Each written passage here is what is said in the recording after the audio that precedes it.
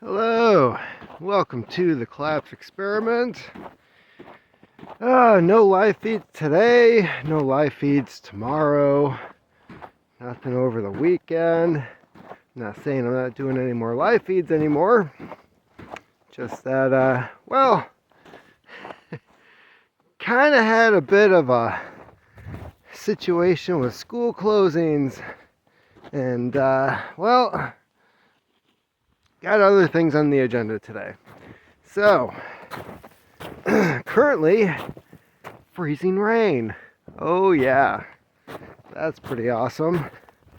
So yeah, dealing with all my usual stuff and about 6 inches of snow covered in a sheet of ice.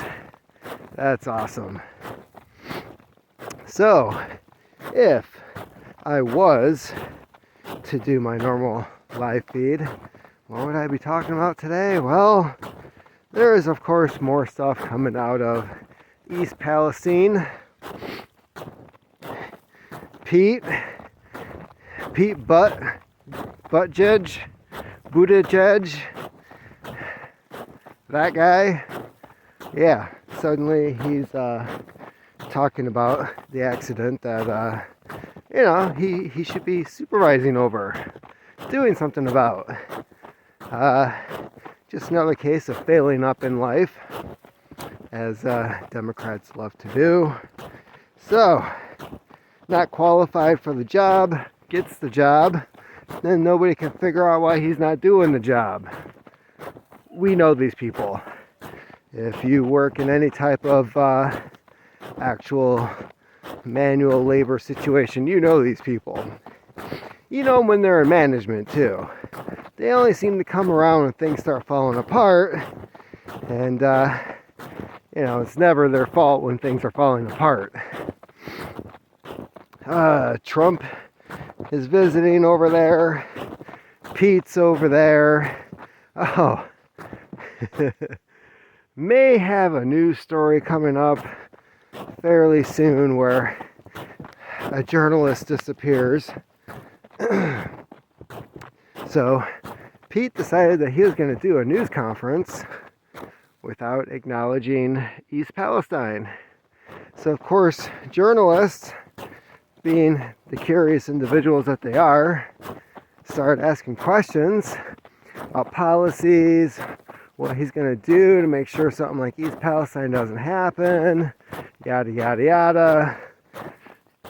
He avoided every single damn question, refused to answer them at all. He didn't even do the runaround. He just didn't answer.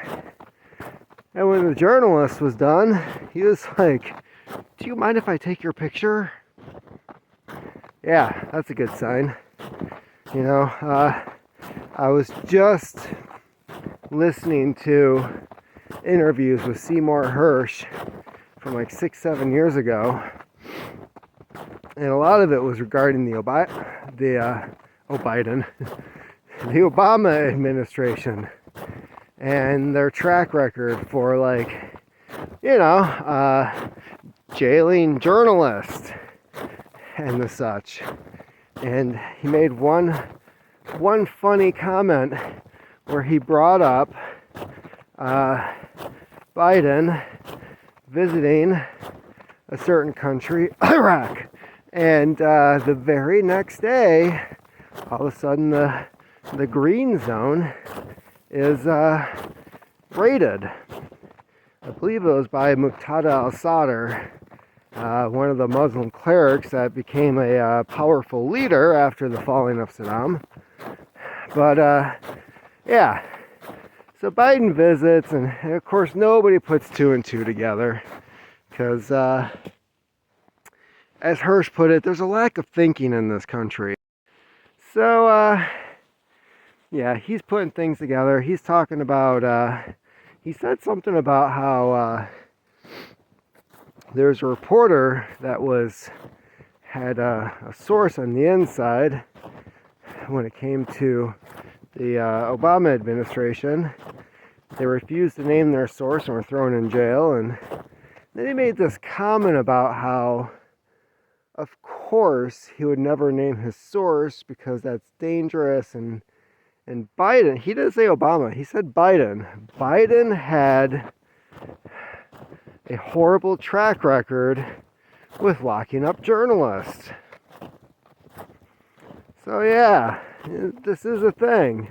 Didn't hear too much about that when somebody else was in office. But anyways, it did happen during Bush, though. I will say that. Not necessarily journalists, just anybody who wasn't going along with the official narrative. Well, we'll put it that way. So that is happening.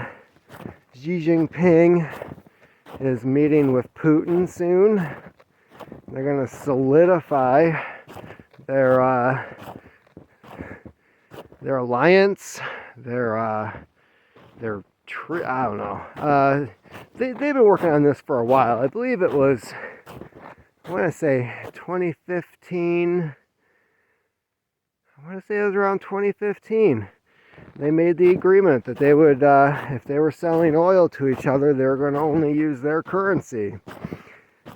What's happening now? Oh, Iraq said that they're now going to be selling their oil using the Chinese yuan. So, yeah, stuff is falling apart. Everything's falling apart. Nuclear treaties. The one country that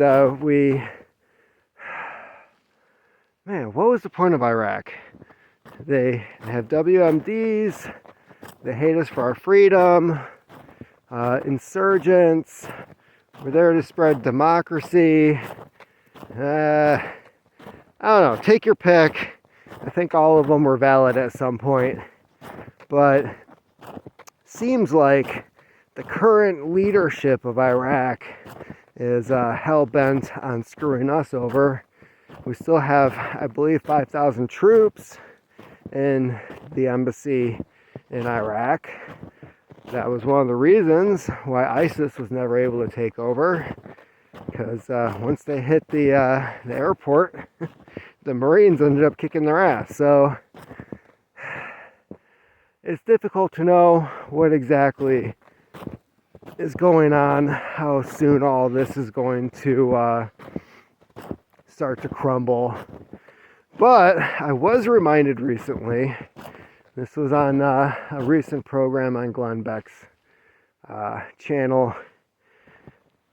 I believe it was Health and Human Services spent $300 million on a drug for acute radiation sickness.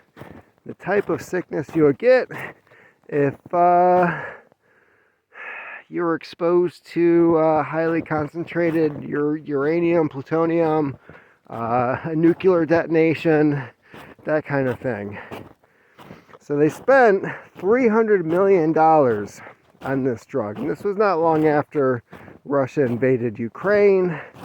The only downside is this drug, which I don't know if it's actually been dispersed around the country or not, it's only good for it has a shelf life of 18 months. And we just hit the 1 year anniversary. Who knows if they're going to buy any more of this.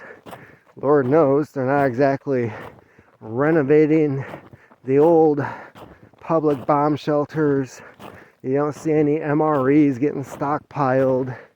Nobody's uncovering the old the old toilets, making sure those are fully functional. We're screwed. We're absolutely screwed. Yeah. Nothing really good seems to be going on as of lately. They're preparing, but they're not preparing. It's very obvious that that medication is probably not meant for us. So yeah, I think that's where we're at. They don't want you to be prepared. They don't want you to be independent. But at the same time, if something like that happens, you're not getting that drug. Having said that,